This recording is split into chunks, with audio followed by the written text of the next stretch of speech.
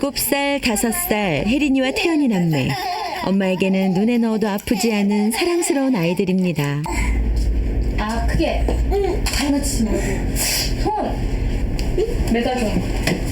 하지만 식사 시간이 되면 팽팽한 신경전이 시작됩니다. 누가 누워서 밥을 먹어? 나 싫어서. 힘들만. 누워있으면 안 힘들어? 먹지 않으려는 아이와 한 숟가락이라도 더 먹이려는 엄마. 혹시 여러분 댁의 식사 시간도 이렇지 않나요? 이쯤 되면 엄마의 인내심도 바닥이 나고 맙니다. 억지로 먹이는 수밖에요. 결국 태연이 울음을 터뜨리고 맙니다. 막 때려주고 싶고 막 엄청 그럴 정도로 스트레스 받아요. 막 그 정도 말도 못하죠. 좋아하는 것만 먹으려고 그러고 그 외에는 안 먹으니까 막 되게 먹는 거 자체가 거의 1시간씩 걸려요. 이거 다 먹을 수 있지? 밥을 잘 안 먹는 것도 문제지만 엄마가 정말 걱정하는 것은 따로 있습니다. 오, 진짜로? 알았어. 그 대신 이거 다 먹어야 돼. 태연이. 토마토도 먹어야 돼. 어찌된 일인지 태연이는 키위만 먹을 뿐 토마토에는 관심이 없어 보입니다. 태연 토마토 안 먹는데. 토마토 안 먹는데? 태연이는 유난히 키위처럼 단 과일을 좋아합니다. 키위 먹을 땐 하나도 안 아프고 토마토 먹을 땐 손이 아파? 어디? 장을 보기 위해 들른 마트. 혜린이가 달려가 집어든 것은 다름 아닌 사탕입니다. 이걸 왜 사? 이거 뭘로 사? 이거 너무 많아. 이거 말고? 아, 뭔 사탕이야 또. 그러면 이거 차라리 이거 말고 초콜릿 사줄게. 아예 안 사주는 것은 불가능합니다. 이제 엄마는 어쩔 수 없는 선택을 해야 합니다. 그나마 덜 단 것, 양이 적은 걸로 고르게 하는 것이죠. 뭐야? 말고 이거 말하는 거. 아이스크림 하나에 더없이 행복해하는 아이들. 밥을 먹을 때와는 영 딴판이죠. 일본 구마모토 현의 한 유치원. 67살 아이들이 다니는 곳이죠. 한반 아이들에게 표정이 다른 종이를 나눠줬습니다. 좋아하는 음식에 웃는 얼굴을 들게 했죠. 이게 뭘까요?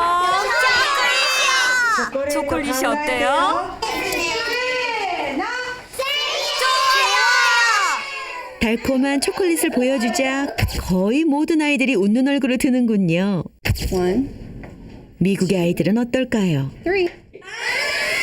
역시 웃는 얼굴을 드는군요. 하나, 둘. 한국의 아이들도 마찬가지입니다. 아이들이 초콜릿을 좋아하는 이유는 단 한 가지입니다. 달콤하니까요. 쓴맛, 신맛, 단맛이 나는 액체를 모유 외에 어떤 음식에도 노출되지 않은 신생아들에게 먹여봤습니다. 신맛을 주자 인상을 찡그립니다. 싫다는 표정이 역력한 모습, 쓴맛에 대한 아기들의 반응입니다.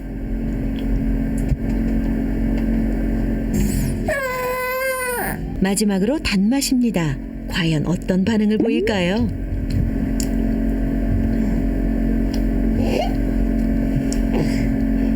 신기하죠? 다른 맛에 비해 별다른 거부 반응이 없습니다.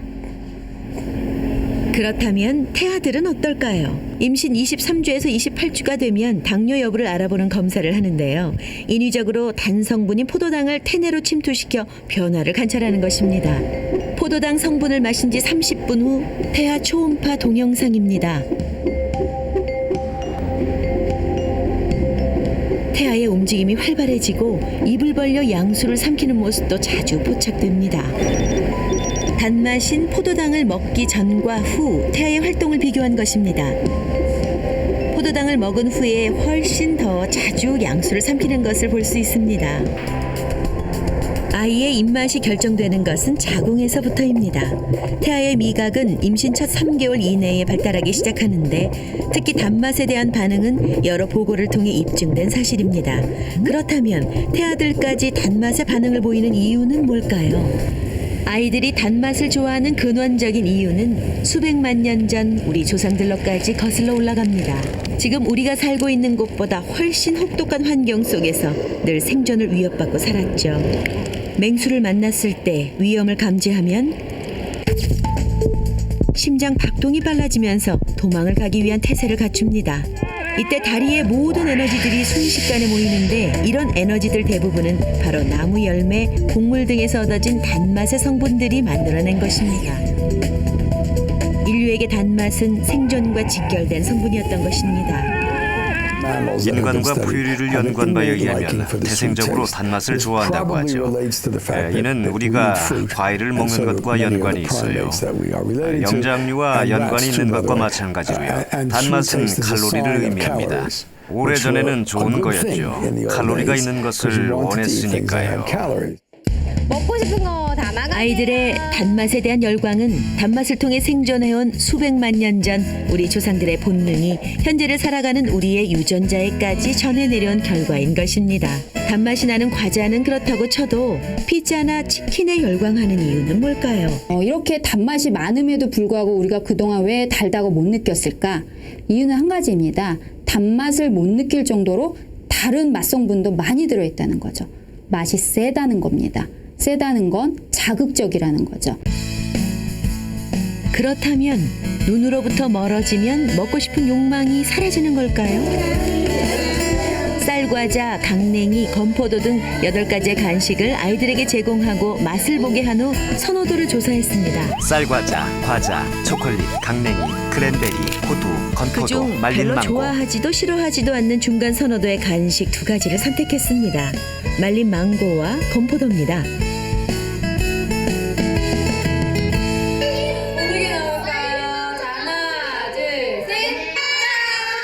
그리고 일주일 동안 건포도는 먹지 못하게 금지를 시키고 말린 망고는 마음껏 먹게 했습니다. 친구들 앞으로는 건포도는 먹을 수 없어요. 첫째 날 아이들의 반응은 가히 폭발적입니다. 놀이 시간 중간중간 아이들은 말린 망고를 챙겨 먹습니다. 둘째 날 한 아이가 건포도에 잠시 관심을 보이네요. 말린 망고를 먹는 아이들이 첫날에 비해 조금 줄어들었군요. 대신 뚜껑이 덮여 있는 건포도에 관심이 많아집니다. 건포도를 금지시킨 지 4일째.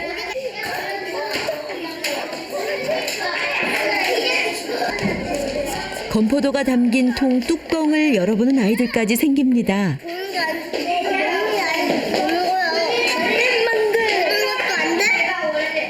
드디어 7일째. 그동안 금지했던 건포도를 먹을 수 있게 해줬습니다.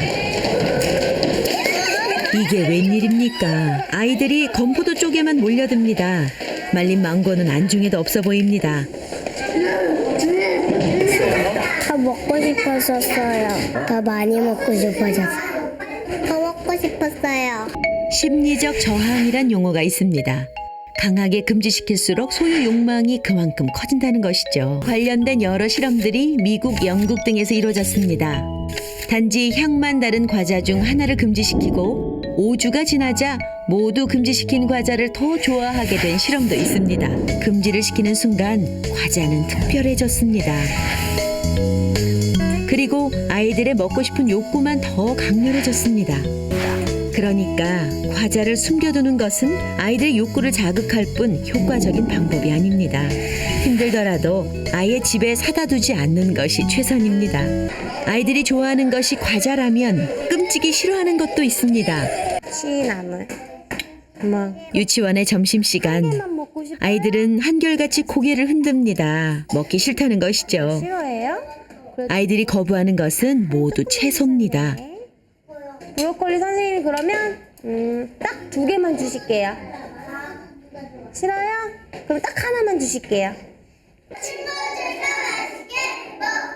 잘 먹겠습니다. 마지못해 나무를 받아들고 억지로 삼키는 아이들. 그 모습이 안타깝기까지 합니다.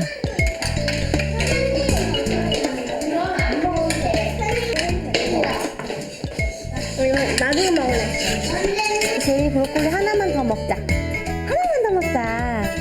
감히 먹을 엄두를 내지 못하는가 하면 선생님이 권해도 소용이 없습니다. 있어요. 그래도 이 정도는 양호한 편입니다. 선생님이 다른 곳을 보는 사이 이연이는 채소를 슬쩍 바닥에 떨어뜨립니다. 마치 실수인 것처럼요. 그리고는 휴지에 싸서 조심스레 눈치를 살핍니다. 그리고는 재빨리 쓰레기통에 버리는군요. 그렇게나 채소가 먹기 싫은 걸까요? 이연이 먹는 거 아닌 그러기를 몇 차례 이연이는 채소를 다 먹었다고 선생님께 칭찬까지 받습니다. 먹기 어려운 음식을 살짝 책상 밑에 떨어뜨리는 걸 본 것 같은데 이현이 그런 적 있어요? 있어요? 왜 그랬어요? 선생님한테 솔직히 말해주세요. 맛이 없어서. 이거 먹어봐. 지우가 채소를 전혀 먹지 않자 선생님이 직접 떠먹여줍니다. 먹기 싫은 표정이 역력하죠? 이지우 해봐요. 벌써 삼켰어야 하는데 아직도 지우 입안에는 채소가 크득합니다. 그때 지우가 선생님께 뭔가 신호를 보냅니다. 지우 심하려워요? 그러면 응감하려워요? 급하게 화장실로 달려가는 지우. 눈치를 잠시 살피더니 볼일을 보지도 않고 바로 물을 내리네요. 싫어하는 음식이 나오면 지우는 어떻게 해요? 그냥 버려요. 버려요? 네. 어떻게 버려요? 몰라요. 잘 몰라요. 선생님한테 얘기해줘봐요. 어떻게 버려요?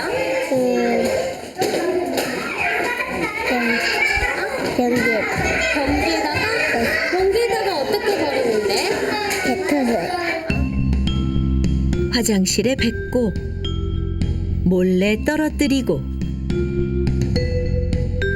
아이들은 왜 이토록 채소를 싫어하는 걸까요? 짐작한 대로 채소의 쓴맛 때문입니다.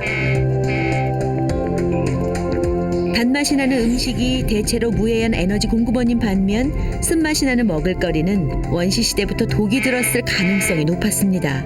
안타까운 것은 몸에 좋은 채소들조차 우리 아이들의 쓴맛 감지기를 일깨우기 때문에 안 먹으려고 하는 경우가 많다는 사실이죠. 맛을 느끼는 것은 입속의 맛봉오리, 미뢰입니다. 아기들은 대략 1만 개의 미뢰를 가지고 태어나는데 성인의 3배 정도 많은 것입니다. 미뢰가 많으면 채소의 쓴맛을 더욱 강렬하게 느끼게 되는데요. 그래서 채소를 싫어하는 편식 경향은 미뢰수가 줄어드는 8살 이전 유아기에 가장 두드러지게 나타납니다. 밥 먹자. 아이들이 채소를 싫어하는 것은 당연해 보입니다. 하지만 엄마들은 속이 상하죠. 오늘도 엄마는 지연이에게 먹여보려고 고구마 줄기를 처음으로 내놓습니다. 지연이의 손은 돈가스로만 향합니다. 지연아, 우리 이거 한 번만 먹어보자. 한 번만 먹어보자. 지연이의 거부가 완강하죠. 먹어봤어? 이상한지 안 이상한지 어떻게 알아? 먹어봐야 알지. 엄마는 어떻게든 먹여보려 애를 씁니다. 김 속에 고구마 줄기 하나를 몰래 넣어 건넵니다. 없잖아, 아무것도. 하지만 지연이가 이미 눈치를 챈 것 같네요. 조심스레 확인을 하더니 채소를 보자 곧바로 거부를 합니다. 이거 없으면 먹겠어? 엄마 이거 먹을래? 결국 오늘도 엄마가 지고 말았습니다.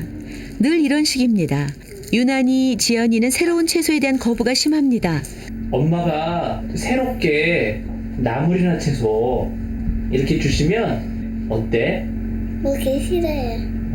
왜 싫어? 맛없다와. 아이들이 새로운 것에 대해 거부하는 데는 과학적인 이유가 있습니다. 여기 2개의 장난감이 있습니다. 하나는 익숙한 것이고 다른 하나는 낯선 것입니다. 어른들 눈에는 별 차이가 없어 보이지만 아이들에게도 과연 그럴까요? 로봇이 움직이자 엄마를 찾으며 울기 시작합니다. 다른 아이는 2 팔을 벌려 엄마의 도움을 요청합니다.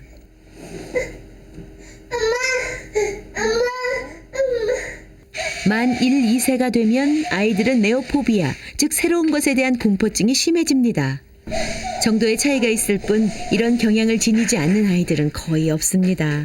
아이들의 낯가림이 그 시작인 셈이죠. 이때 아이들이 공포감을 표현을 함으로써 그 상황을 벗어나거나 아니면 공포감이라는 사인을 통해서 부모님으로 하여금 자신을 돕게 만드는 기제로서 작용을 할 수가 있다는 거죠. 새로운 것에 대한 공포증. 네오포비아가 먹는 음식과 연결되면 어떨까요? 평소 아이들이 보지 못했던 낯선 간식을 하나 만들어 봤습니다. 뭐야 이게? 아이들 중 누구도 선뜻 먹으려 하지 않습니다. 낯선 장난감을 봤을 때처럼 엄마에게 도움을 요청합니다. 새로운 음식에 대한 반응에는 호기심과 두려움이 섞여 있습니다. 안 먹고 싶었어? 나도 안 먹지. 모유를 떼고 많은 음식을 접하는 시기, 음식 네오포비아는 시작됩니다. 생후 2세에서 한 7세 정도 사이에서 최고조에 이르게 되고요. 초기 청소년기로 가면서 서서히 줄어드는 양상을 보이게 됩니다. 이것은 음식물에 대한 친숙성이라는 것이 아무래도 나이가 먹으면서 점점 늘어나기 때문에 음식물 네오포비아는 자연스럽게 줄어드는 과정이다라고 이해를 하실 수가 있겠습니다. 음식 네오포비아는 대부분의 아이들이 가지고 있는 성향입니다. 하지만 모든 아이들이 채소를 싫어하는 것은 아닙니다. 7살 동빈이는 못 먹는 채소가 없습니다. 마늘장아찌며 쌈이며 아이들이 싫어할 채소를 너무나 맛있게 먹습니다. 비법이 뭘까요? 그 답은 너무나 간단한 곳에 있습니다.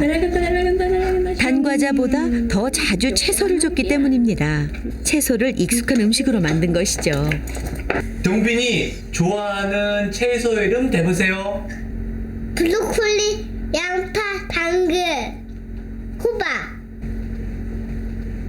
마늘. 먹기 싫어하거나 새로운 게 있으면 같이 요리를 하고 또 만져보고 맛도 보고 또 모양도 보고 그러면서 우선 관심을 많이 끌었고요. 저희가 먹어 하기보다는 먹고 싶어 라는 말을 먼저 들었었거든요. 다행히 아이들의 입맛은 바위처럼 단단하게 새겨져 있는 것이 아닙니다. 편식이 심할수록 새로운 음식은 서서히 소개해야 합니다. 처음부터 채소를 먹이겠다는 욕심은 금물이죠. 이대로 파프리카를 이용한 계란찜을 만들 거예요. 계란찜 혹시 많이 있어요? 네, 주로 잘 먹어요. 아, 계란찜 좋아해요? 네. 우선 친숙해지는 것이 가장 중요합니다. 파프리카를 그릇처럼 이용해 평소 지연이가 좋아하는 계란찜을 만들어 보는 거죠. 네. 파프리카는 먹지 않아도 좋습니다. 채소에 대한 거부감을 없애는 것이 첫 번째입니다. 맛있어요? 연구에 따르면 아이가 싫어하는 음식을 받아들이기까지 적어도 8번 정도의 노출이 필요합니다. 매번 같은 반찬이 아니라 재료는 같지만 다른 형태의 음식을 단계적으로 내놓는 것이 핵심입니다. 원래 채소의 형태를 없애 거부감을 없애는 것도 좋은 방법입니다. 지연이가 싫어하는 파프리카로 만든 칼국수를 맛있게 먹습니다. 파프리카 형태가 보이지 않기 때문이죠. 맛있어요? 처음에는 싫어하는 채소의 비중이 너무 많지 않게 요리하는 것이 좋습니다. 아이들이 좋아하는 고기에 채소를 섞어 넣어 자연스럽게 먹게 하는 것이죠. 어른들과 달리 아이들에게 채소는 낯선 맛이라는 걸 항상 잊지 말아야 합니다. 단계별로 아이가 잘 먹으면 마지막에 채소 본연의 맛을 느낄 수 있는 형태로 음식을 제공하는 것입니다. 같은 재료를 이용해 단계별로 다양한 음식을 제공하는 것이 푸드 브릿지입니다. 이것은 편식 습관을 고치기 위해 전문가들이 권유하는 가장 좋은 방법입니다.